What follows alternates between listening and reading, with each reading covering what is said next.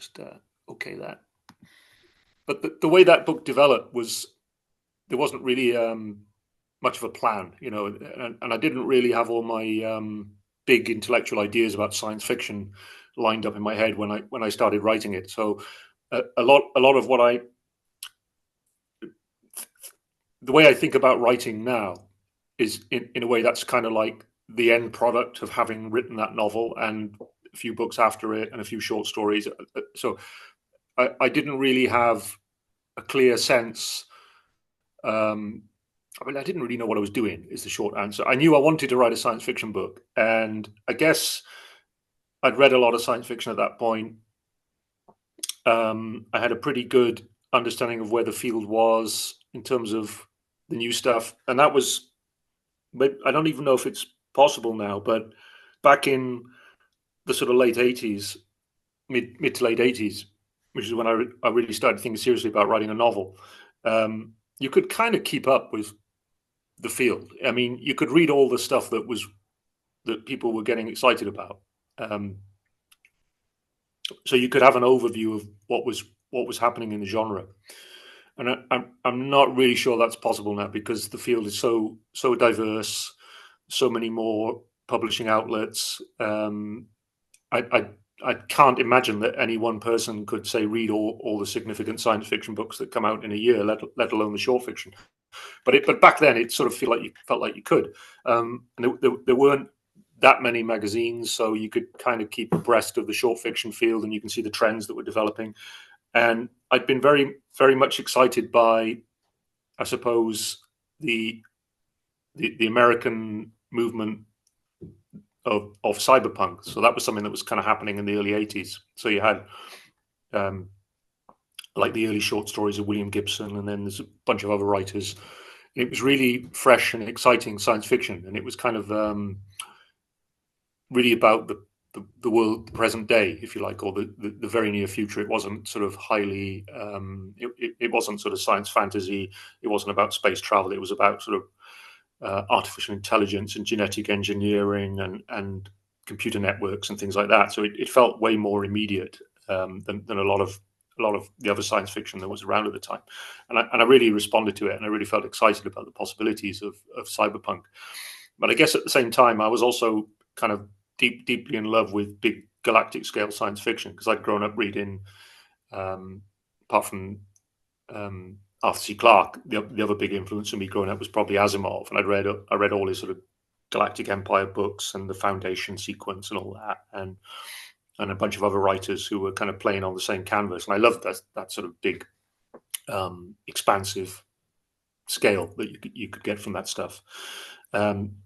And there were some significant sort of space operatic SF novels that came out towards the end of the '80s that were an important part of the conversation. So you had David Brin was publishing stuff around then as well. But the big ones for me that sort of really made me think that there was you could still do something exciting with the form was first of all there was Hyperion, which came out right at the end of the '80s. And I think I got hold of a copy in 1990. And then there was Neverness, which is a big science fiction novel by David Zindel, which some of you may have heard of. And that was also around about then. And I remember like reading a review of it in Interzone, which was the magazine where I was first published. And it was the kind of review that made me want to go and order the book. So I went to my bookshop and I put an order in it, and then they got hold of it. Otherwise, it probably wouldn't have appeared on the shelves. But I got hold of an issue of it as soon as it was published. And then there was also like the first science fiction, first sort of venture into science fiction of Ian Banks with Consider Phlebas. That was 1987, and then I think he followed it up with a sequel, Player of Games, also in the '80s, and then there was Use of Weapons in the '90s. So there was a lot of stuff going on, but I felt I could see a kind of niche where no one was operating, and that was like as I think you alluded. There was space opera and there was cyberpunk, and there wasn't an awful lot of crossover between the two. And there certainly wasn't, no one seemed to be trying to sort of do space opera with sort of slow and the light framework. So I thought maybe there was something I could do in area of science fiction that hadn't been done before. So that was really all I had. I didn't really have a sort of clear strategy, like a sort of 5-year plan. I just thought, hey, there's something. It's more like I'd really like to read a book, and I had a book in my imagination. And seeing as I wasn't aware that anyone had written such a book, I thought I'd better have a go at writing it myself. And I think a lot of what drives me as a writer is just having that sort of sense of an itch that, oh, I'd really like to read something like that, but I'm not aware that anyone's doing it. Therefore, I'll have a go at writing it myself. And that was pretty much the roots of Revelation Space. And so, sorry to jump in, Brandon, before your question, do you remember because I know this is 20, almost 30 years ago, did you start writing the space opera aspect, and then when you revised it in 1997, you made it more cyberpunky, or was it just 1997 bringing everything that you had read together to create something new? Well, the origin of that book is kind of messy even for me, because I'd started writing a novella way back in about 1986. So when I was still a student, so I was living in Newcastle, and I started writing a novella, and many of the ideas in that novella actually ended up being kind of transplanted into Revelation Space. All the stuff about neutron star supercomputer, that's all in that novella, and a dead alien race, and sort of space archaeologists and things like that. And so the roots of it are a little bit muddled. And what it was, there was a competition being run by Writers of the Future, which is kind of like an organization that's kind of affiliated with Scientology and all that. And I didn't really care. I just thought, well, they're offering money. It was like $1,000 if you won this novella competition. So that was a lot of money, potentially a lot of money for a student. So I thought I'll enter it and I'll maybe have a chance at winning it. But I overshot. So I wrote this thing that became way too long to submit, and it was kind of heading in the direction of being a novel, but I never finished it. And then I relocated to Scotland at the end of the 80s, and I had another go at writing a novel, which again incorporates some of the ideas that found their way into Revelation Space. But again, that one I never finished. And I went to a publisher's party just after I'd sold my first short story. So it was in 1990, maybe even 1989. I went to a party, and I met an editor there, and I was introduced to the editor by the editor of the magazine, and he said, "Oh, this is Al, and we bought a couple of stories off him. He's showing promise, And this editor said to me, "Well, are you working on a novel?" I said, "Well, yeah, I've got a novel I've been working on over the summer." And she said, "Well, send me some sample chapters." And I sort of said, "Oh, it's not ready yet." She said, "No, send me them." And so I printed off 3 chapters of this thing, sent it to her, and then she read it and the synopsis, and then came back to me and sort of said, "You've got potential, but you're not there yet. There's a lot of development needed before you've got the sort of chops to sell a novel." And I kind of took it on the chin. I thought, yeah, she's probably right. I mean, I didn't even feel I was ready to be a writer at that point. I could write a short story, but a novel was like a much bigger undertaking.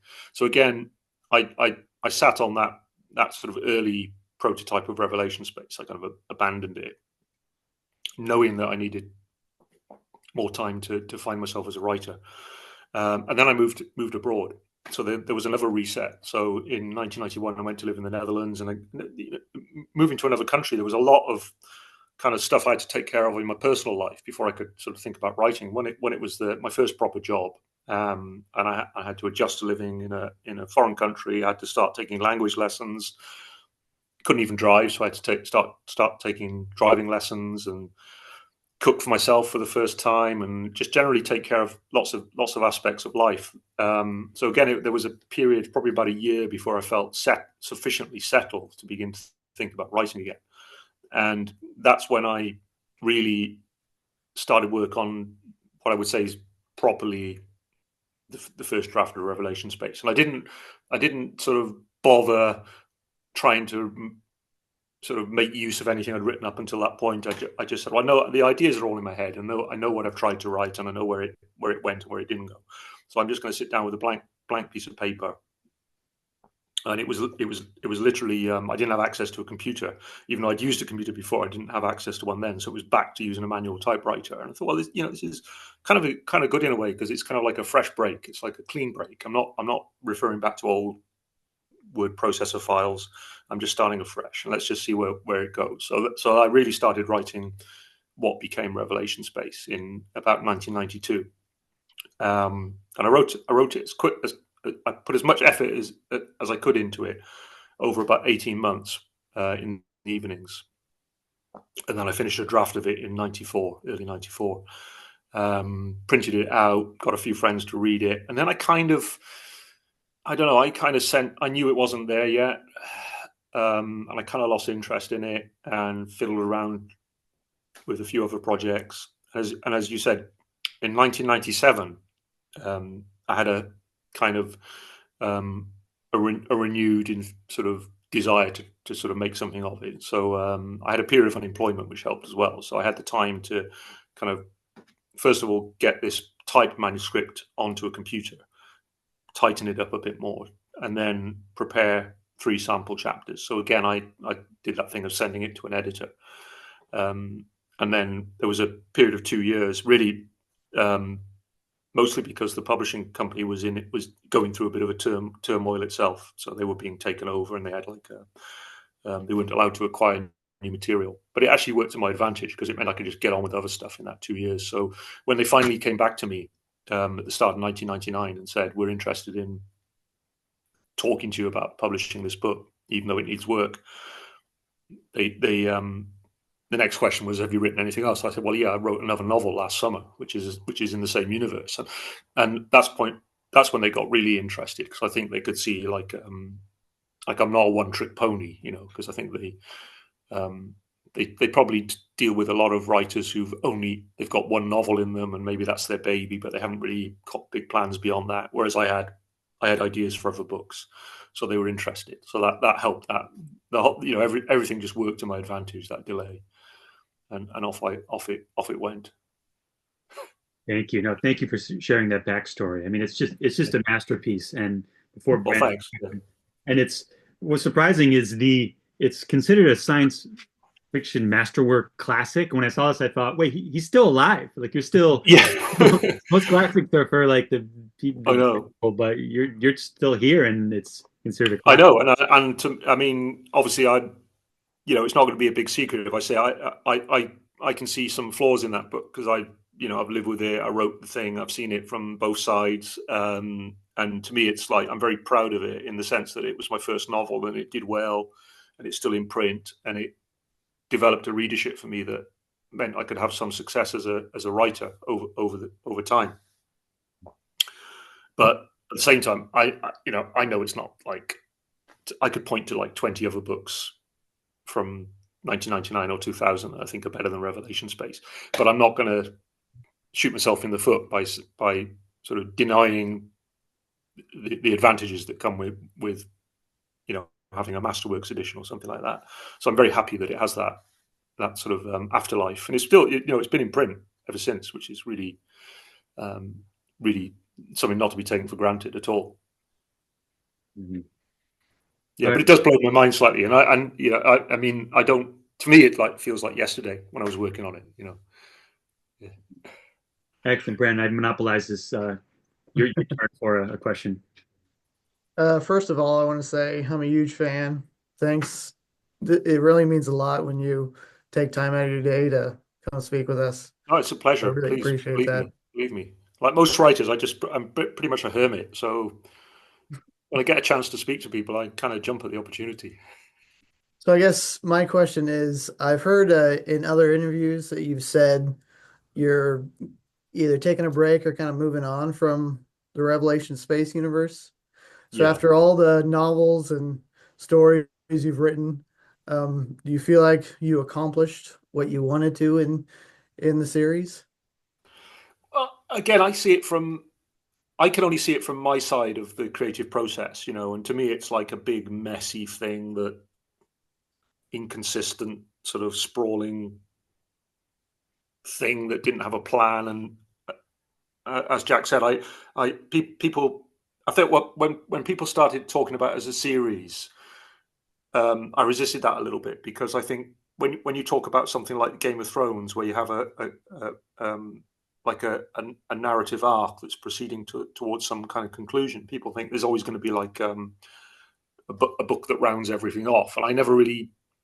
That was never part of the plan. It was just like I've got this future history in my head, bits of it anyway, and I'd like to write a story here and a story there and a story there, and they might have some connective tissue between them. They might not, but it's not going to be a linear thing that develops in a way that is like a multi-arc TV series, a multi-season TV series. There's not going to be a clear beginning and a clear end to it. So I always felt I could step away from it at any point.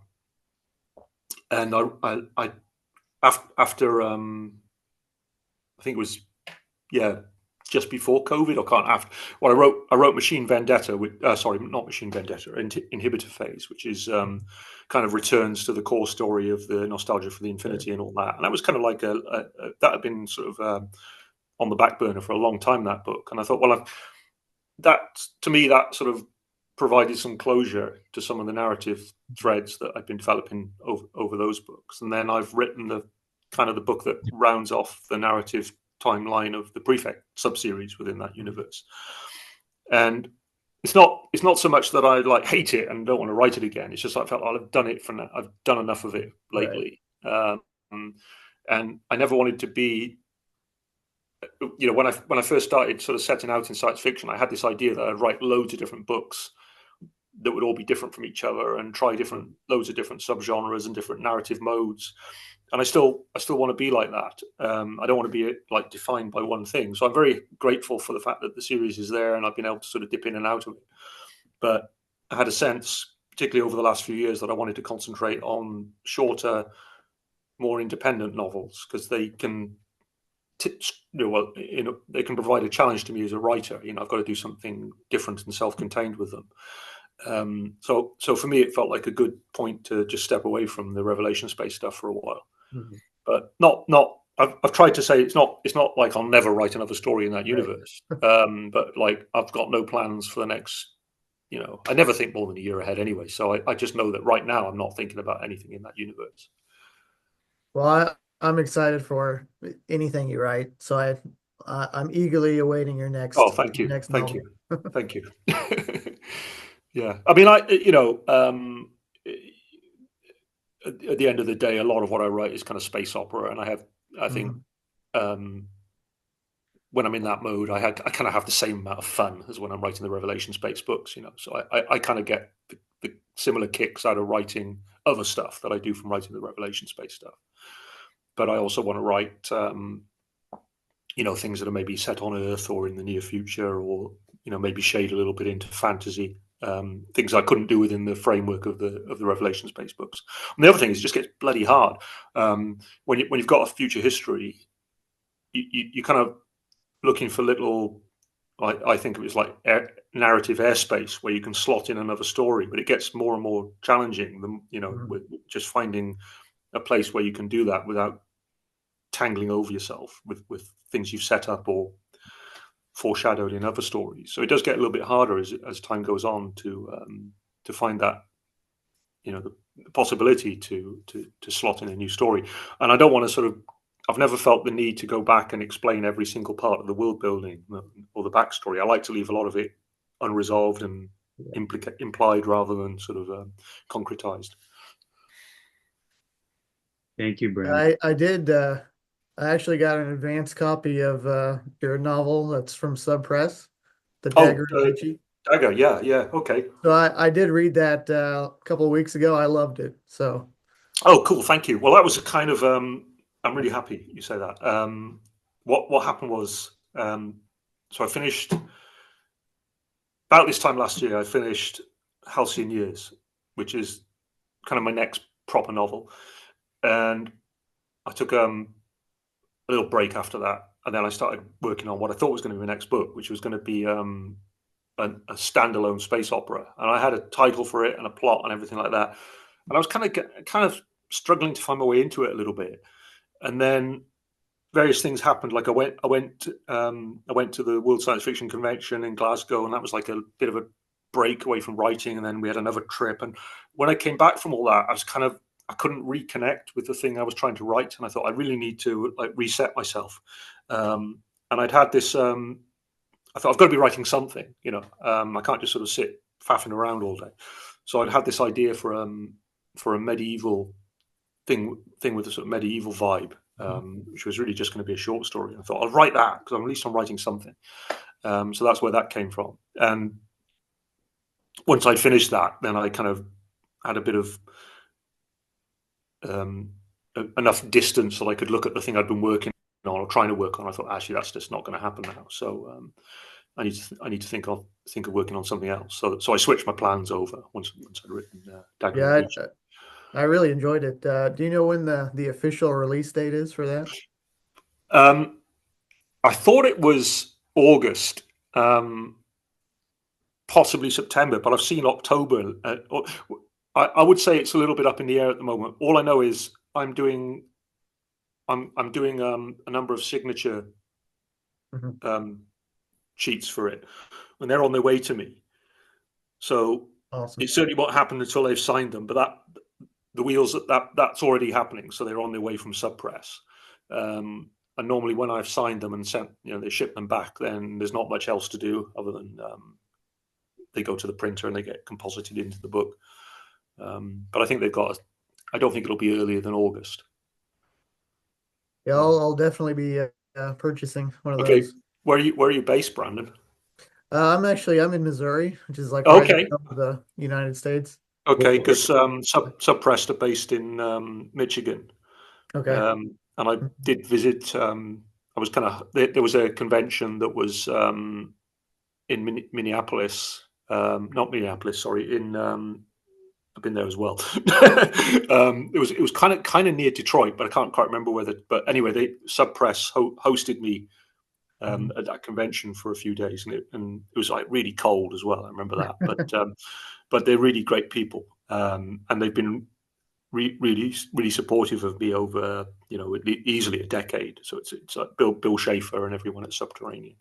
Yeah, I've got their editions of your Revelation Space, and the next it's one. really I'm really happy that they're doing those, and then they can kind of keep pushing forward with them. So for me, it's a very enjoyable, mutually profitable relationship with Subterranean. So I'm happy that exists, and I'm happy that we can keep working with each other. Yeah. Alastair, do you prefer Al? Yeah, to my friends. Yeah, you're my friends. So. All right. Well, on the topic, since Brandon's in Missouri, what do you think? Where are you, Jack? I'm in Paris. Okay, cool. All right, okay. So it's not terribly. I mean, Brandon, Christ, man, you must be getting up really early today. 8 a.m. 8 a.m. Oh no. Yeah, sorry about that. And I think that's why we have lower attendance than expected, because a lot of Americans in the chat. But this is recorded, so I'll share it with them later. Yes. Yeah. But even though I'm in Paris, Al, I'm American. I've been here for the last 6 years. Where are you from originally in the States? Syracuse, New York. Okay. Average city in New York City. Yeah. But what do you think of European versus American sci-fi? Meaning, American sci-fi like Andy Weir, Anne Leckie, Ted Chiang. I don't know if you've read them, versus sort of Adrian Tchaikovsky, I was recently wondering whether there's an essay to write, like looking at the two worldviews of sort of European sci-fi and American sci-fi. Have you thought of that, or have any opinions on? Well, yeah, I mean, I thought of it, but only in a very sort of shallow context. In that, when I was reading science fiction, I just read omnivorously, and I wasn't really that bothered. I mean, I would say a lot of the science fiction I was reading, even if it was written by people from the British Isles, was written in an American idiom. So when I was growing up, there was like Clarke, and his stuff was kind of internationalist in outlook, and often had like American protagonists. And then I liked James White, who was a Northern Irish writer. But again, they were writing. I mean, they had a view on the American magazine markets as well. So I think they were just to earn their bread and butter, they were often writing in broadly in an American idiom. And the writers who kind of emerged in the 60s with a distinct British voice, like J.G. Ballard and Michael Moorcock and all the other sort of significant writers of the British New Wave, I didn't really connect with them until way later in my reading. I mean, probably later than I should have, but I wasn't really reading that distinctly British strain of science fiction until my own tastes and habits as a writer and a reader were already fully formed. And then, so my first couple of stories were in a British science fiction magazine, Interzone, and as you mentioned, and I had a long association with Interzone, and still, to some extent, I still think that association is in place. But the next thing for me, obviously, I felt as in order to prove myself as a writer, I wanted to get Americans interested in what I was writing, because to me that was kind of like the hallmark of success. You've made it if you can sell stories to the States. So I put a lot of energy into breaking into the American market in the 90s, and my main target was an editor called Gardner Desoir, who unfortunately passed away a few years ago. But he was the editor of Isaac Asimov's science fiction magazine, which I'd seen on newsstands, so I knew it existed. And he was also the guy who compiled the year's best science fiction. And when I started taking a real interest in contemporary science fiction again in the mid 80s, it was his curating of that collection that shaped my tastes as a writer, so as a reader. So a lot of the writers that I connected with in the 80s of that newer generation of writers were sort of filtered through Gardner's tastes. So I sort of whatever he liked, I liked, basically. I came to regard him as a reliable barometer of what was good in science fiction. So I really wanted to impress him, and I did. It took a while, but eventually he did buy some of my stories, and then I had a kind of loose association with the American market after that. And I never really, I mean, consciously or not, I don't really feel I've never thought of myself as a particularly British writer, because I lived abroad for a very long time anyway. I lived in the Netherlands, so my outlook is kind of on that level is kind of European rather than Anglocentric. But I've also always felt quite comfortable in the American idiom as a writer. I mean, a lot of my favorite science fiction writers were American. So I feel speaking for myself, I'm quite happy to sort of swim in both seas, if you like, and not be overly concerned about where my roots are as a writer. Alastair, it's a platitude to say that sci-fi is prophetic and predicts the future. But in your Revelation Space series, I mean, you have beta simulations, AI, neural links, gene editing, all these things that we're seeing happen. Do you follow AI progress now and the science and what's being published? And I recently read 2 days ago, there's a New York Times technology writer who said, we will achieve AGI by 2027. Do you think we're on the cusp of an AI revolution? Are you fearful of AI? What's your current opinion on that? Well, it's kind of an interesting question to how do I position myself, because so I wrote a bunch of, as you say, there's a load of ideas in Revelation Space that touch on ideas about artificial intelligence, uploaded consciousness, and how we might differentiate between different grades of consciousness. But none of it was based on any real scholarly thinking. And over sort of 20 years since I wrote that, I kind of kept an eye on what was going on in artificial intelligence research through the lens of popular science, nothing more deep than that. And I was very interested in, should we say, progress towards AI in the classical sense, in that people were focused on sort of neural networks for learning, and the idea that we were moving towards a kind of HAL 9000 version of AI, where you have a computer or a network that is actually emulating consciousness on some level. But the discourse around AI now is, to me, it's been hijacked by the debate around large language models, which are really, I mean, as sophisticated as they are, they're really just a very, very amped up predictive text generator, aren't they? I mean, I see it as it's interesting. It's technically impressive, but it's not what I would have called AI at any point over the last 20 or 30 years, if you'd pinned me down. But perhaps what, as you say, when we get AGI, if we get it, will it emerge from just further developments in large language models, or is it going to come from some completely different direction? I'm not enough of a. I don't have enough sense of what's going on in the real world. I'm only an amateur, and I only read, about AI developments on a popular science level.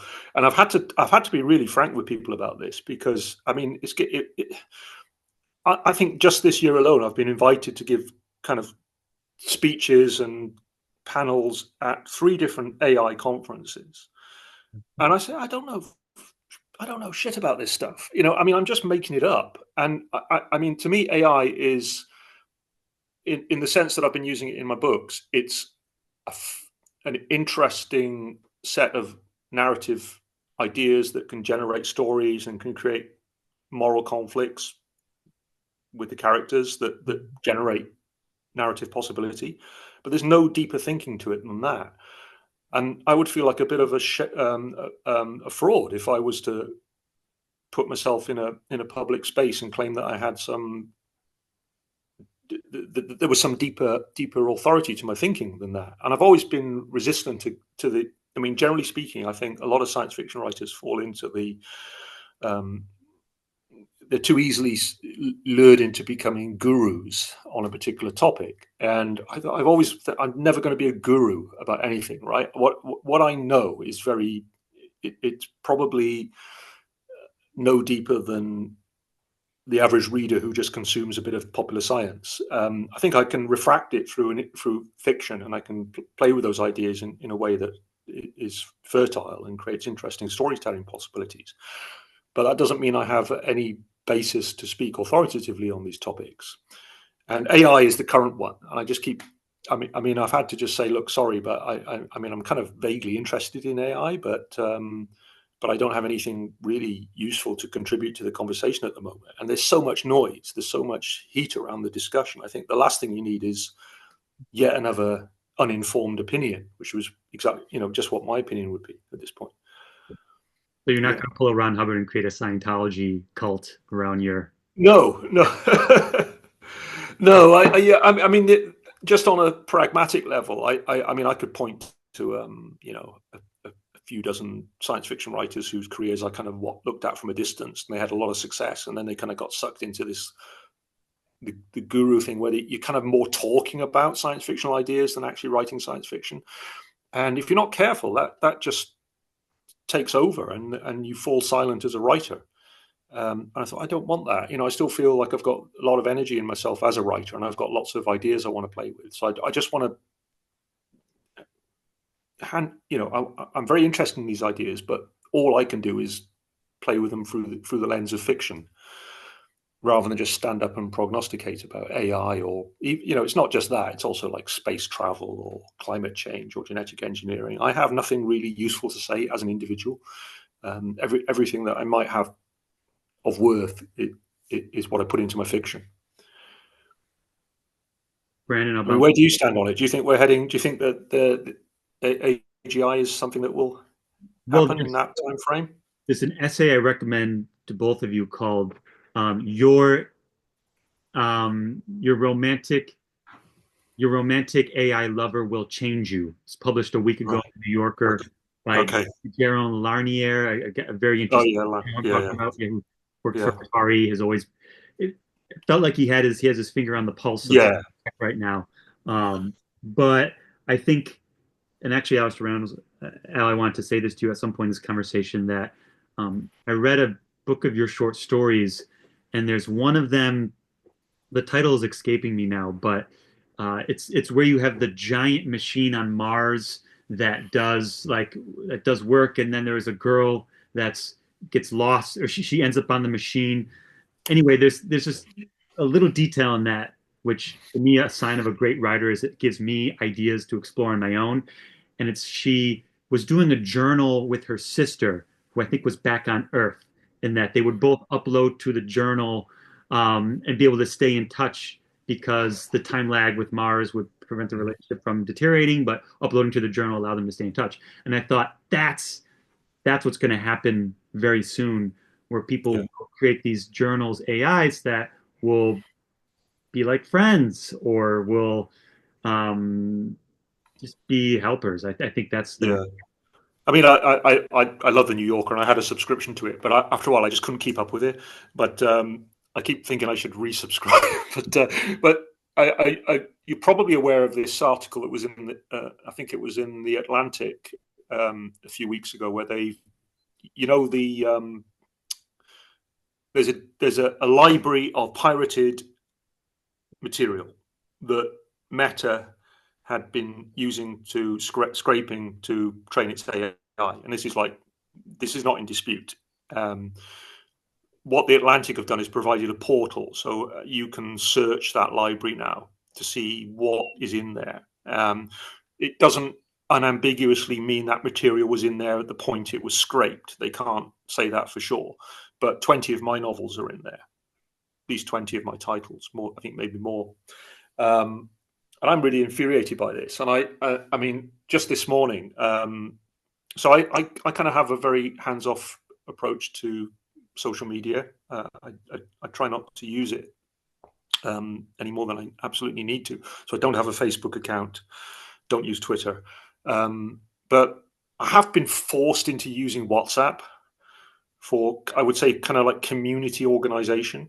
So my running group, all the coordination is done on WhatsApp. So if I took myself off WhatsApp, I wouldn't be able to get involved on the volunteering side of that. I mean, a community theatre group, all our coordination is done on WhatsApp, and there's other groups that I'm involved in that there'll be some social cost to me from disengaging with WhatsApp.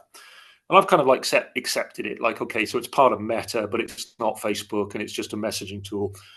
But this morning, when I was a bit puzzled, I hadn't had any WhatsApp notifications for 24 hours, so I was sort of fiddling around with it, and it immediately put into the top of my WhatsApp timeline Meta's AI tool, and I was really annoyed by this because I thought it was like it's like really in my face now. This utility that I use to communicate with my friends is now sort of inextricably linked into this other aspect of Meta that's been scraping my intellectual content to train its AI. So I had a real spasm, and if I could get off it, I would, but the personal cost to me would be too high. And I was looking around at other alternatives to WhatsApp that aren't Meta, and of course Signal came up straight away, and we all know about that now. But the trouble is, it's no good me being on Signal if everybody else has to be on as well, or it's useless. So I can't suddenly say to all my people in the running community, hey guys, I know you don't personally have a problem with Facebook and Zuckerberg and Meta, but would you mind coming off that platform and joining me on Signal or whatever else? It's just not going to happen. So I just have to suck it up for now and just take it. But it really annoys me on a profound level. There's kind of like some movement towards some sort of legal action against Meta for the scraping of this content. I mean, there's a number of high-profile writers in the UK who are sort of calling on the government to take action. But I'm just a low-level nobody in this whole thing. There's nothing I can say or do that would have any influence on it. Other than all I can do is just feel deep moral outrage. Brandon, I'll bring it back to you. Yeah, that sometimes it's all we can do is just be pissed off Yeah, and just yeah, move on. Yeah, yeah, yeah, I agree. It's just a language model. Yeah. I don't yeah. I mean, there are. I'm not an absolute.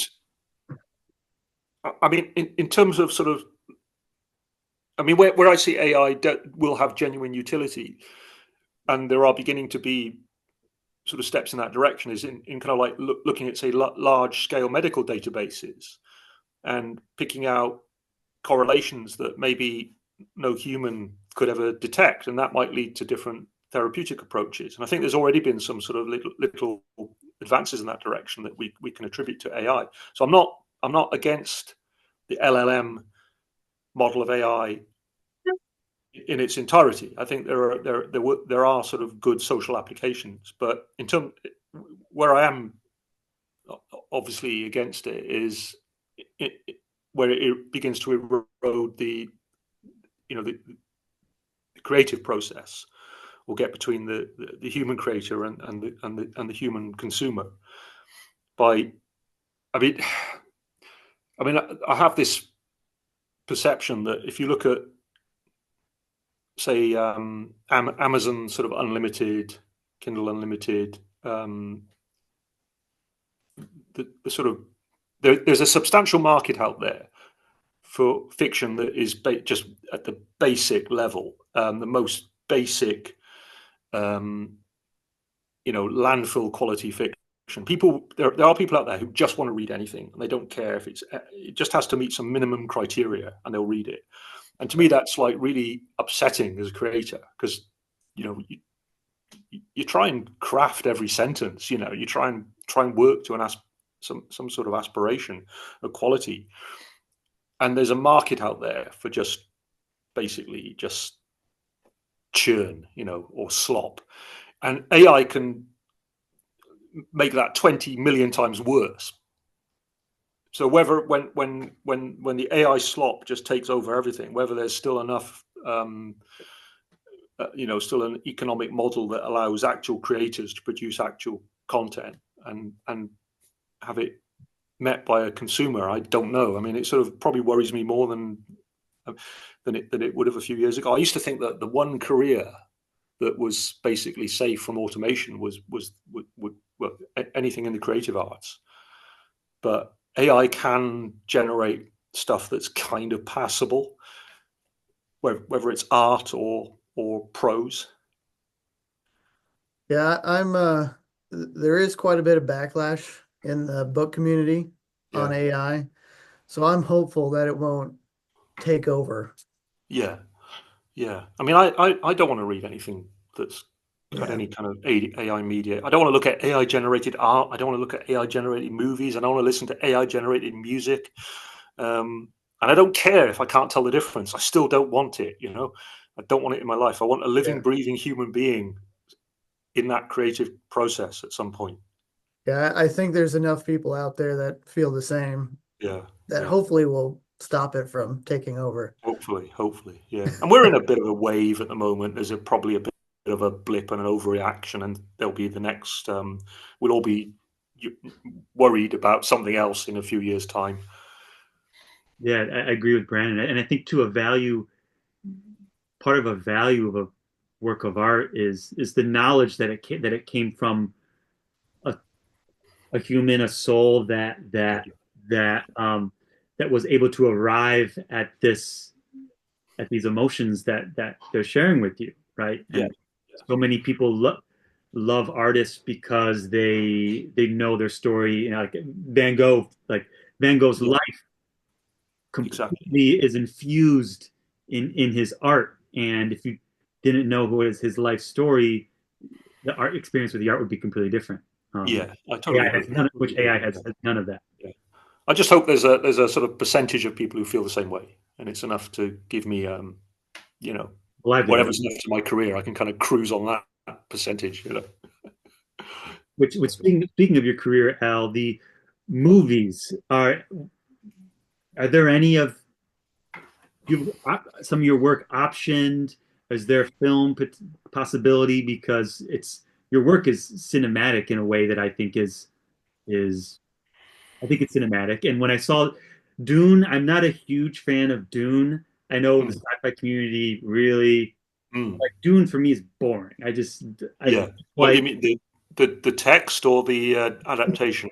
the text. That's just my own Yeah. personal opinion, but like Yeah. yours just has intrigue. Like I don't know, your Revelation Space to me just has more tension. Um, so has there been movie options for? Well, it's been the way I say it. There's been sort of like there's a conversation. There's always a conversation going on about Revelation Space, the bigger universe of books, and then a lot of my other stuff as well. I mean, the particular conversation about Revelation Space has been going on for about probably way more than a decade now, with the same partners. But they're not the people who can make it happen, if you like. They're the sort of people who have to talk to other people, enthuse them, get them enthused. And it's something that it could happen at any point, but it could also not happen.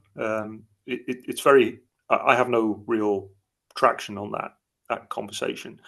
Um, we there's been a couple of times where.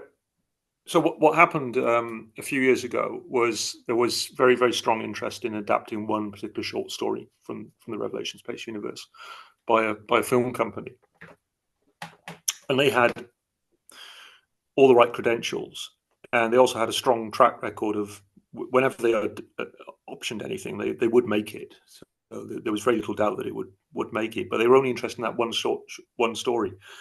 And on sort of my side of the creative conversation with my agent and other people, we didn't want to separate it out from the Revelation Space universe, because then it sort of you start fragmenting everything, and then you kind of devalue the enterprise as a whole. So you make it harder for anyone else to take an interest in it. So we sort of backed away from that. So there's been things we've sort of not done where we could have, but I think they've been sort of smart strategic decisions in the long run. For myself, I'm kind of pessimistic about the chances of it ever happening. I've just been around the block too many times. I've had too many conversations, and I know that no matter how well-meaning the people you work with, it doesn't mean that they can push the boulder over the hill. And it depends um, how other science fiction properties are doing at the same time. If science fiction's having a boom, then obviously it makes it more likely that someone might take an interest in Revelation Space. But if if these big expensive productions are struggling to find an audience, then they're not necessarily going to be looking for another one. And it is expensive. I mean, no matter how you look at it, Revelation Space would be quite an expensive Mhm. production to do. But there is still a conversation. The conversation is still going on, and from my point of view, it's pretty positive, because I get the renewal money, the option money, is very nice. So just the fact that there are people out there who remain interested is a sort of source of income for me, in hopefully in a non-cynical way. But I'm perfectly happy with that status quo. Let's see. Yeah, personally, I'd love to see Denis Villeneuve make Revelation Space because I don't know what he's going to do. Rendezvous with Rama. Yes, yeah, yeah, yeah. Uh, Well, I don't know. Occasionally, you get a nibble of interest, or you hear that someone likes your stuff, but I don't know if I'm on that guy's radar at all. but you But leave you it to your just agent. You're the type of writer artist that you let your agent navigate all that, and that you're not like pushing your agent to say, "Hey, can you find?" no, not really. No, I mean, occasionally I get they. So I have a literary agent, and then I have a film agent, and the film agent will they get a lot of inquiries that are not serious, if you know. So they don't. Um, I'm not always introduced to the conversation until it's worthwhile introducing me. But yeah, I don't go. Maybe I should be more pushy. I don't know. It's just not in me, to put myself out there, um, which is a bit of a drawback these days, because I think more and more as writers we are expected to basically be our own PR machines. But there you are. It just doesn't fit with my outlook and my personality as a writer. It's just what will happen will happen, and Oh, the other thing is I don't tend to talk about these things unless there's something worth mentioning. So I didn't. We had the two Netflix adaptations for Love, Death and Robots, and again, I didn't. That deal took about 7 years before they actually made the animations. It was a hell of a long time, but I never mentioned it until there was actually a trailer out there. I thought, well, now it's actually going to happen. But there's been. I mean, I had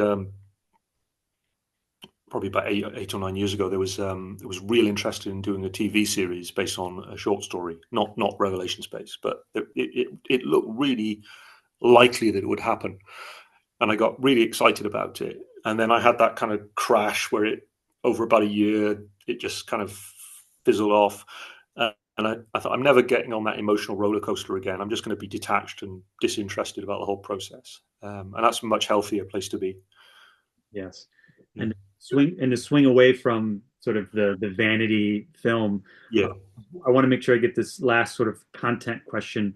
The role of accident and error in your work, meaning you just mentioned the Love, Death, and Robots, the Beyond the Achilles Rift, right? Person by accident just ends up another part. And when I read the beginning of Revelation Space, Corey's right timeline, she's separated from her husband by accident, and it's just sent on this epic journey. Is that sort of this idea? Have you consciously grappled with it, or has the idea of an accident leading to these long journeys? I don't think I've really thought about that before, but I mean, I'm sure you're right. I'm sure it's a theme that's you could find it in other short stories and novels of mine. And I guess it's a reflection of this idea that the universe just doesn't care. Like it'll do things to us, whether we're good people or bad people. And you can't petition it, you can't bargain with the universe. It's just going to do this stuff to you, and then you just have to find a way to live with the consequences. So I think I'm doing. I guess I do enjoy that as a kind of a narrative driver, and I guess I probably enjoy it in other work in other forms of writing as well. I like that sort of sense of the intervention of just cruel fate and how you deal with it afterwards. Yeah, because existentially, it's a twist because your novels and stories have such scope that these little things the universe do just lead to rabbit holes and long journeys that you think, how'd you get here? Yeah. No, and the danger is now. What happens is if I become aware of a trope in my writing, I think, oh, I can't use that again now. But no, I think that there's probably a lot of mileage in that. And I'm trying to think about what I'm writing at the moment. Does it have? I mean, I think even like the Dagger in Vici has got an element of that in that the protagonists stop for they make an uneventful stop along a country road because one of them needs a toilet break, and then they meet a soldier. Now, if they hadn't stopped, they wouldn't have met the soldier, and then the soldier has a favor for them to do, and then everything sort of spirals from that moment. But it's a random encounter in the night that is just driven by sheer coincidence. So I think that's probably and it connects to what you said about Revelation Space, how that wasn't really planned. You said like it was this pulling from what you want to read with what you've already read. It's just a sense that there's kind of like there's an area of science fiction that no one's written into, and I'd like to try and do something in that area. That governs a lot of what I do. I mean, a lot of the sort of creative itches that propel me as a writer just come from a sense that you kind of have a vague sense that there's a shape of story that you've not seen before, or a setting, or a mood. It probably has been done before, but you're just not aware of it, and it's enough of a motivator that gets you working through the creative process until you produce something, and then you will inevitably have put your own original stamp on whatever you've produced, for better or worse. You've created some piece of art that wouldn't have existed before. Yes. So I know I promised an hour, Al, and I don't want to take up too much of your time. Well, you can have more time if you'd like. Okay, excellent. Yeah. Because I know if you have We had some have to we go, had some trouble at the start as well, so I'm well aware of that. So yeah, thank you. if you want another half hour, it's not a problem. Okay. Super. Brandon, do you have I have like two, three more questions, or do you have a question you want to ask? Uh, sure. You have a lot of creative characters in Revelation Space, in particular the hyper pigs. So I Mm. was just, how did you come up with the hyper pigs? Was it inspired by something in particular, or why pigs? Well, again, it just reflects that a lot of my stuff is just not planned. So I was writing a short story. I'd so we're going back to about 1997, and I hadn't sold a novel at this point, but I had sold a few stories to Interzone magazine, and there'd been a period where they weren't buying anything off me, and then I kind of loosened up as a writer, and I stopped sort of like agonizing over every word, and that was kind of like a breakthrough. And suddenly, everything I wrote did sell. It was like really weird. It's like kind of like the less I sort of fret over it, the more saleable my material comes. So anyway, I had a spell then where they were buying a load of stuff off me, and I booked myself to go on a writing retreat. So there's this thing called Milford, which is an American institution.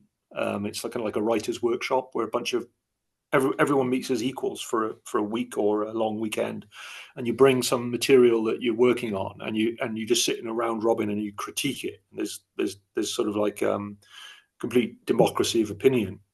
And they started a satellite of Milford in the UK, and I only ever went to one Milford, but I felt it was like a rite of passage that I wanted to do as a writer. So I signed up to go to Milford, and of course you have to kind of take something with you.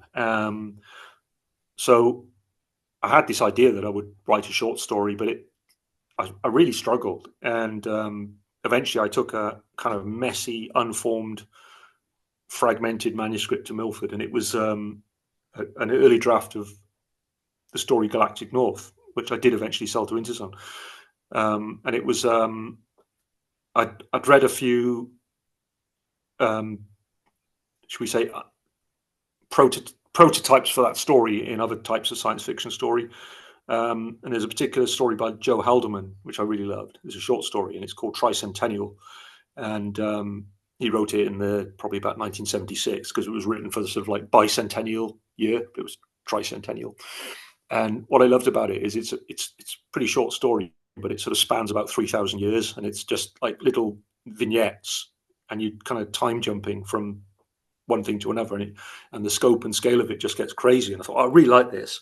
And there were a bunch of other short stories that kind of use the same structure of just a massive span of time compressed into a few thousand words, and I loved it. So I thought I'd really like to write one of those. So that was my attempt at it, Galactic North.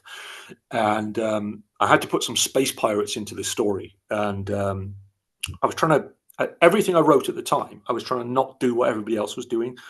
So I thought, well, I'm going to have space pirates, but I don't want them to be like regular space pirates. I want them to be weird. And I just okay, I'll make the main space pirate a genetically engineered pig. So I just threw this in as a sort of random plot detail, that there'd been these experiments on uplifting pigs, and they'd created these genetically engineered pigs, and one of them had gone rogue, and now he was a space pirate in the year 3000 or something. And that was it. And it was like there was no real deeper thought to it than that.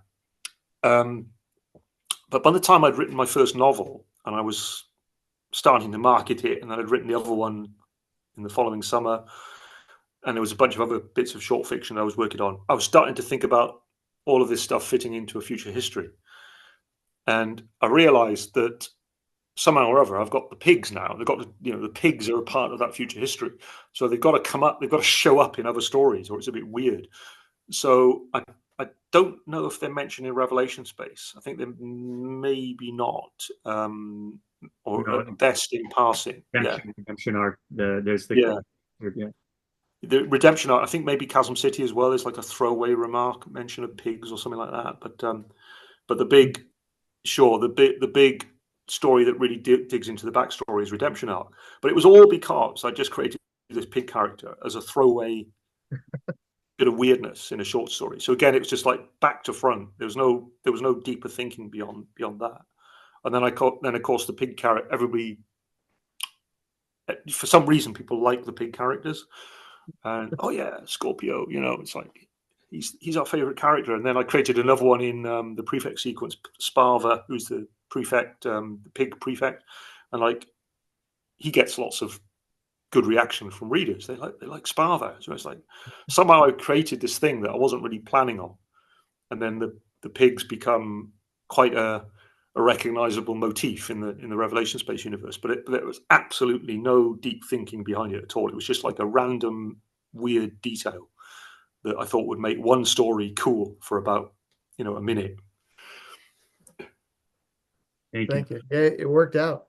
Worked out great. Thank you. So before, Al, we asked you about AI. You shared that you're not an expert. You've been asked to do panels, but you use it for fiction. In the same sense, can you talk to us a little bit about Mars? Because I read this interview of you in The Guardian where you made me laugh. You called the Mars trilogy as the fuck off Mars, fuck Yeah. off Mars trilogy. But what surprised me about you is that a lot of sci-fi writers and scientists, for example, the last talk we had was Kim Stanley Robinson. He's very like, we should not go. There's all these issues, but you're fairly open about it. Correct me if I'm wrong, that you think we can and should go if we have the ability. Like, what are your thoughts now on humans? Yeah, I know Stan pretty well because he's a great guy and he's a very nice figure in the science fiction community, and he's been very, very sort of kind to me. And I respect his opinions. And my own thoughts are probably not set in stone, but the way I've kind of taught myself around thinking about human activity on Mars, setting aside whether it's SpaceX and Elon Musk that should be doing this, that's a separate thing. That speaks to our present moment. But taking a more sort of longer term view of whether we should go to Mars, I actually think it wouldn't be a bad idea if we had like a sort of 200-year moratorium where we don't send anything to Mars. Maybe because the risks of, in my opinion, there may be a story to be learned about the early history of life in the solar system on Mars. There may even be life still present there. And at the moment, we've possibly contaminated that story a little bit with the exploration we've done over the last 50 years. But maybe not to a huge degree, and maybe not at all. It depends how good our sort of sterilization procedures have been. But we only knew as much as we thought we did at the time, and now we know that some of the sterilization procedures weren't maybe adequate. For say Viking and things like that.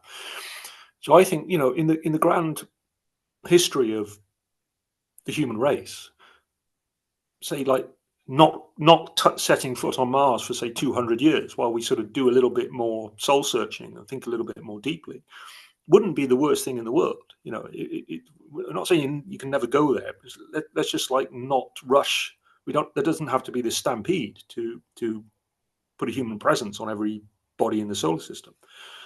I'm not so worried about the moon because by its nature, it's it's a sterile surface. But Mars, I think there's a good argument for just not doing anything for a little while, and just when we as a species we can develop a little bit more maturity, a little bit more wisdom, and a little bit more scientific insight into what would actually be the consequences of exploring Mars. So I'm kind of probably more. I think when Stan wrote the original trilogy, I think he was actually a bit of enthusiast for sort of Martian colonization, and I think he wanted to frame the terraforming as an either or argument, so he could have sort of both sides of that debate in the book. But I think there was no doubt that he liked the idea of putting human witnesses into this landscape, and I understand that impulse. And although I've no personal desire to go to Mars, I always expected it would happen in my lifetime, and I was kind of excited about that possibility. But I do think maybe it's just a side effect of getting older. But I do think a little bit of caution wouldn't be the worst thing in the world. So you don't feel existential threat for humanity, which is right. SpaceX is big saying that, like, Not look, really, no. I mean, my sort of slightly flippant counter argument to that, they say, it's always this thing about the moment we have all our eggs in one basket and we need to establish a human presence off Earth. But I always think that's something of a flawed argument, because my rebuttal is that every advancement in capability that enables you to put people somewhere else also increases your capability to do harm to them. So you never really escape that circle. We could put people on Mars, but there'd be no guarantee that we couldn't, you could send a nuclear strike to Mars and wipe out the Mars colony, or we could have an epidemic or a nanotechnology meltdown on Mars or something like that very easily. As soon as you have the capability to put people somewhere else, I think you also have the capability to annihilate them. So I think that eggs in one basket thing is it's a little bit misleading, and I think we have to learn to, we either manage Earth properly and learn how to live on this planet peacefully, or we don't. And I think proliferating ourselves from the universe is never going to solve that problem. If we can't live equitably on one planet, then it's not going to be any better when we live on 6 planets or 20. thank you. Brandon, do you have any more questions? I have a question about your novel Blue Remembered Earth. Okay. I really like the African elephant angle. Yeah, cool. And you wonder if are we going to have African elephants in the wild 50 years from now? So why, like, what was your process behind that storyline? Well, that book was written out of a real period of personal optimism, I think, and also a sense of the moment that we were in when I wrote it also felt like an optimistic moment. And the genesis of the trilogy, broadly speaking, goes back to the first time I ever went to Kennedy Space Center. So way back, I think it was 2007, possibly 2008, but through science fiction, and this is why science fiction is sometimes a wonderful thing, I got to meet someone we did a panel together, and there was a very nice lady, and she was involved in the shuttle program, and she was involved in crew training. So she'd work with a particular shuttle crew and kind of get them up to speed and familiarization with the ship. And she said to me at the end of the panel, we had a cup of coffee, and she said, "Well, if you ever like to see a launch, tell me." And I thought, well, that's very kind. I'd love to see a launch one day. Well, a few years went by, and then they announced the termination of the shuttle program, which was still a few years in the future, but it was clear that it was going to end at some point. So I wrote back to this friend and said, "Well, I'm going to call you on that now because I'd love to see a launch." And there were a few other sort of, I met an astronaut around about the same time who was also involved in the shuttle program, who was a reader. So there were a number of sort of factors playing into my wife and I getting an invitation to go and see a shuttle launch. So in fact, we went to Florida, and we didn't see a shuttle launch because it was scrubbed. In fact, it was scrubbed before we even got on the plane and flew to Florida. We knew it wasn't going to happen, but we booked our tickets. We thought, yeah, to hell with it, we'll go to Florida. So we went to Kennedy Space Center, and we did actually see a launch the year later. That's another story. But we had a really nice time sort of visiting the Space Center. And this was around the time of there was a lot of optimism about returning to the moon by 2019. And it was I think it was like the original Orion program. And it was like Obama had just come in, and there was a sort of renewed sense of optimism about human spaceflight. And that kind of all fizzled out, unfortunately. But at that point, it felt like a really exciting time where we were going to kind of recapitulate the achievement, the successes of Apollo. We were going to do it all again, but bigger and better. And then we were going to be on the moon by 2019, and then obviously, establish some kind of more permanent human presence on the moon, and then inevitable talk about going to Mars, and it all seemed to be happening and beginning again. And I was really excited because I'd had this sort of dangled in front of me my whole life, the idea of a return to the moon, and it never seemed to be happening. But all of a sudden, it was on the cards again, and there were mock-ups of the spacecraft you could see and things like that. And yeah, it's going to happen. We're going to go out into the solar system, and I was really excited about this. And I thought I want to write a science fiction book that sort of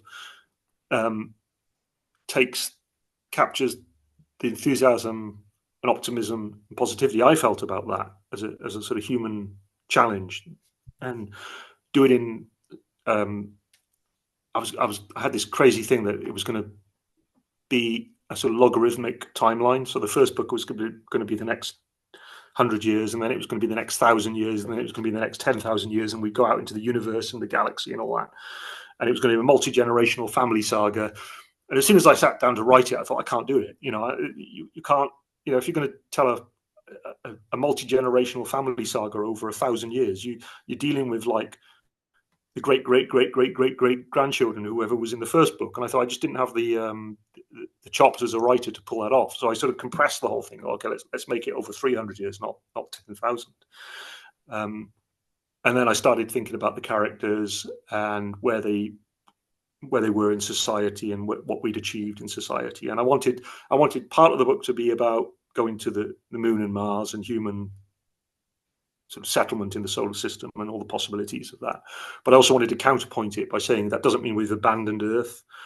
So there's still a sort of sense of custodianship and stewardship about Earth. So I thought I'll make one of the characters, he's not really interested in all that stuff. He's more focused on the inner space of the animal mind. And my wife had worked she'd worked at an elephant rehabilitation center. So she sort of came back from that with stories about elephants, and it sort of interested me. And I thought, well, I've watched a few TV programs about elephants with her. I've read a few books. So I've got the basic rudimentary understanding that I can just about pull this off. So that was where that stuff came from. But it was also, I mean, it was a handy. The elephants then became a sort of motif that sort of played through the other books, and they obviously, I took them in different directions, and maybe directions I hadn't had in mind when I first started the first book. But they for me, it was I enjoyed playing with that theme, and it was a little bit polarizing. Some readers say, "Oh, the elephant books. Glad you're not writing those anymore. I'm glad you finished with that stuff." But I was like, well, come on, the elephants were only they were just a subplot. They weren't like the main part of the book. It's not like you had to suffer like thousands of pages of elephants. But I enjoyed writing them. But yeah, it just came out of that positive state of mind I was in. Yeah, I really enjoyed that story, and for anyone watching, I would recommend checking it out. Thank you. Yeah, I mean the books were nothing ever goes to plan, and I had this idea for a trilogy, and I'd sold it to my editor, and it was going to be this big thing, and then my editor left. So the first book was kind of slightly orphaned, and then the second book I had a different editor, and then the third book had a different editor. So it would have been maybe a different thing if there'd been continuity in the production process and the editorial process across all three books, but they were a struggle for me because every step there was a big reset where I was sort of learning to work with a new editor, and they had no real emotional involvement in the preceding book because they hadn't edited it, So it helps when you have a long, stable relationship with editor, because they kind of get to know your ideas, they know your working methods, they know how you think and how you plan. And we didn't have that across those three books, so that's why it was certainly a more sort of tortuous process than I thought it would be at the time I started writing them. And I was bloody glad to be done with it as well, actually. And I said, as much as I've enjoyed some aspects of writing that trilogy, I'm never going to do another trilogy again. And then I sort of almost immediately started writing another trilogy. But I, that's it. No more trilogies.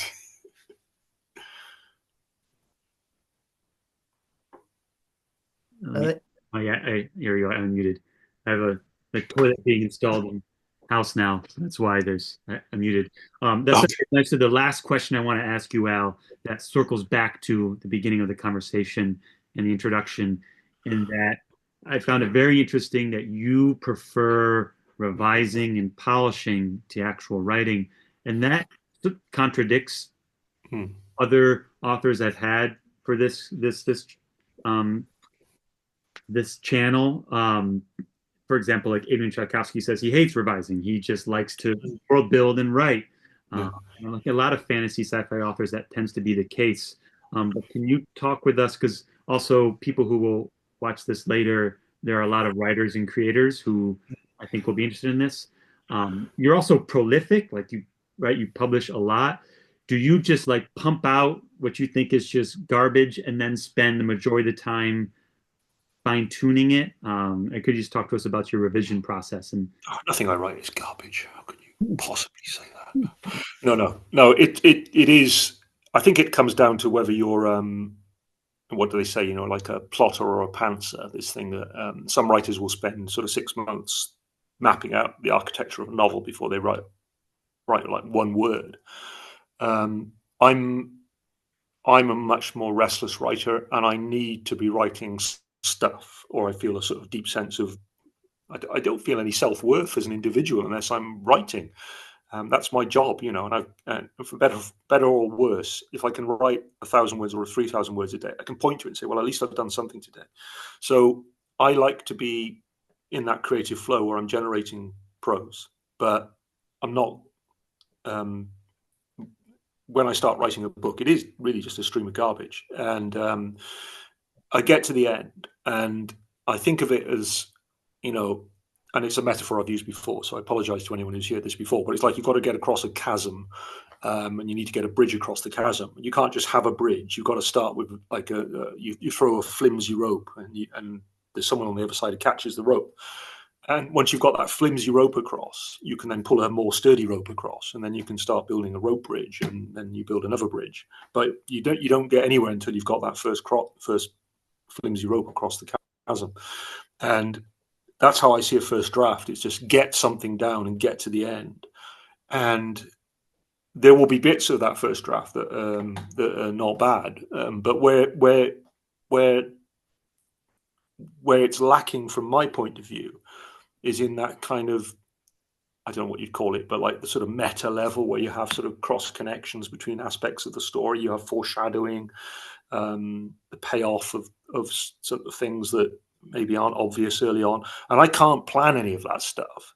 All I can do is write and let those sort of intertextual connections kind of arise. And it's almost like a subconscious process, but I need to have a draft complete, and then I can go back and begin to do the stuff that I find fun, which is when you set up that kind of there's long distance connections between parts of the story, the payoff and the foreshadowing and all that. And I that's where the real joy lies for me in writing, is when you find those connections. And often it's like your subconscious, or you'll get to a point in the story and it's like, now I really need to have set something up in chapter 3 that I can, and you think, oh, hang on, well, I did do that thing in chapter 3. I don't know why I did it, but I did it, and now I can use that. Oh wow! It's almost like I knew I was going to have to do that later on, and that for me is the joy of writing. That's where it is. It's not in the first draft, and it's not in the editing, the publication. It's in those creative breakthroughs that you get, as I say, sometimes at 2 a.m. On a cold, wet night, where you just suddenly realize that you've kind of given yourself, you've set something up in a story you didn't even realize you'd set it up, and now you can make magnificent payoff. But that's where I get all the pleasure, and it's all in that that creative process of rewriting and tightening, and yeah.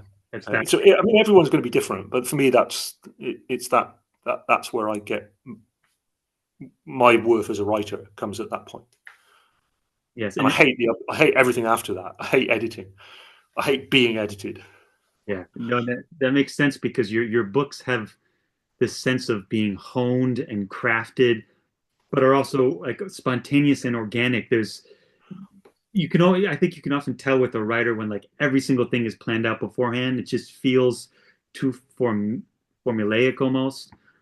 Yeah, and I've I never. mean, I have tried doing that, and I've written a couple of books where they were sort of structured and plotted quite deep in quite a detailed way in advance, but it kind of took some of the joy out of it for me. I didn't enjoy it. I mean, on one level, you take away the anxiety because you know you've got a story mapped out, and you don't have to worry about how the hell am I going to resolve this thing.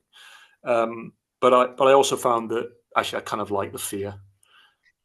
You know, I kind of enjoy it. And I was watching an interview with Colson Whitehead, who's one of my favorite contemporary writers, and he was saying he talked about the fear. You know, that when you're writing a novel, there's that fear at the back of your mind. Am I actually going to pull this off? And I thought it was kind of reassuring to hear someone else talk about it, because it does get you. It's at 2 a.m. You wake up in a cold sweat, thinking, "How the hell am I going to make this function? This story?" But I wouldn't want it any other way. I don't think I couldn't work as an architect who sort of plans the story months and months in advance. And it's no reflection on the quality. I mean, some of the best writers work that way. Peter Hamilton is a friend of mine. He's much more of a sort of spend a year world building and planning and plotting before he actually writes a page. But I kind of just want to get going, just dive into the thing. Any other sci-fi authors you want to shout out, living, who you think we should have on this channel? Well, from this side of the pond, my oldest colleague in science fiction is Paul Macaulay, who's a wonderful writer, a very varied writer. And he, like me, he came up through the magazine markets. He kind of was living in America actually at the time when he first started publishing science fiction. And he had an American publisher, but he was kind of like we met because he was a lecturer in St Andrews University while I was doing my PhD, and we were both published in Interzone. So the editor kind of said, "Do you realize you live next, kind of in the same little town as this Reynolds guy?" So we met, and I learned a lot about the kind of inside aspects of publishing from Paul, and he's a very good writer. What's his last name? Can you say it again? Paul Macaulay. Paul Yeah, McCauley. Mcauley. Yeah, Right. very very good writer, and his background is he was like a plant biologist, but he's got a wide interest in sort of cosmology and artificial intelligence and things like that play into his writing. And he writes across a lot of different disciplines within science fiction. He does the far future stuff. Do you know Gene? Are you a fan of Gene Wolfe by any chance? I've read him a little bit. Mm-hmm. Yeah, I think Paul and I both like big Gene Wolfe fans, and there's that sort of working in that mode, and I guess then the antecedents to Gene Wolfe, like Jack Vance, and then maybe going all the way back to William Hope Hodgson. That kind of strand is something that we both relate to a lot as writers. Stephen Baxter has been a very good friend of mine almost since I first ventured into science fiction. He collaborated with Arthur C. Clarke when Clarke was alive. He collaborated with Terry Pratchett, and then Steve and I did a collaborative novel, the Medusa Chronicles, which is we took a short story by Arthur C. Clarke and then wrote a kind of novel-length sequel to it with the permission of the Clarke estate. So we enjoy doing that. And Steve lives the other side of the country from me, so we don't see each other very often, but we communicate a lot. And then obviously Peter Hamilton is a very good friend of mine, and we used to live quite near, so we'd maybe meet up, do a bit of hill walking once or twice a year. But we don't. He's the other side of the country again now, so we don't see each other quite as often as we used to. But still a very good writer, good friend. Excellent. Yeah. Well, thank you so much, Al. Do you have anything else, Brandon, you want to add? Thank you. Yeah, this has been great. I guess what's in the future for you? I know you mentioned a novel earlier.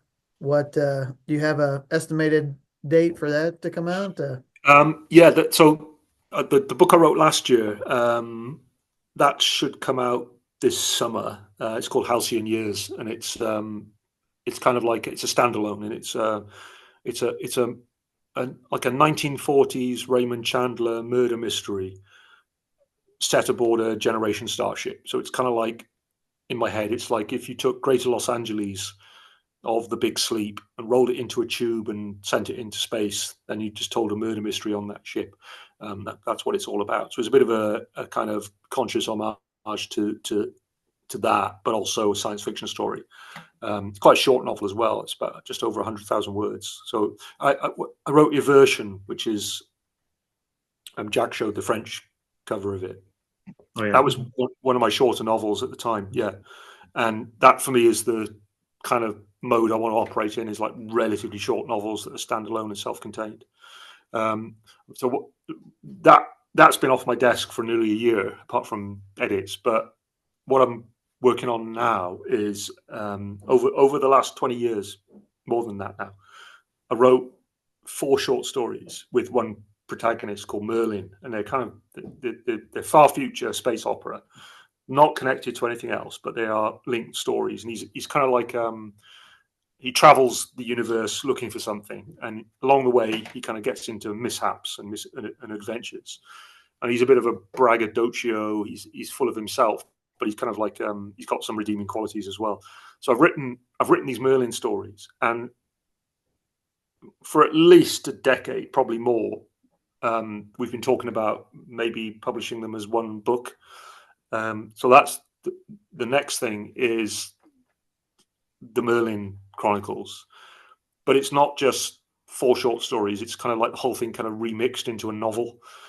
So with probably about 30,000 words of additional material. So that's what I'm working on now, and that's that's kind of coming to the near the end now. And then once that's off my desk, I'll have a reset and talk with my agent and my editor about what they want from me next, and remind myself when the deadline for that is. And then, but basically, I'm always working on something, and I like to be busy, and if I'm not working on a novel, then I'll try and be working on a short story or something. That's where I'm not very good at many things, or anything really, apart from I can just about write science fiction. So I might as well write as much of it as I can. That's my sort of my sort of philosophical outlook on life. Is like just generate as much stuff while you still can. Write a lot. Don't taper off. So I'm still kind of enjoying what I'm doing, and I've still got hopefully got ideas for more things and different modes to work in. So I'm hoping not to slow down for a bit. Awesome. Thank you. Yeah, I'll be looking out for those, and I'll be first in the pre-order line. Oh, thank you. I really appreciate it. Yeah. Well, yeah, we really appreciate this. I'll share it with the group. I'll send you an email with the video link as well. But this has been a pleasure. Thank you so much. Oh, well, thank you. My pleasure too. Thank you. Yeah, thank you. Brandon, Cheers. have a good day. Cheers. Bye. Thank you. Bye-bye. Bye.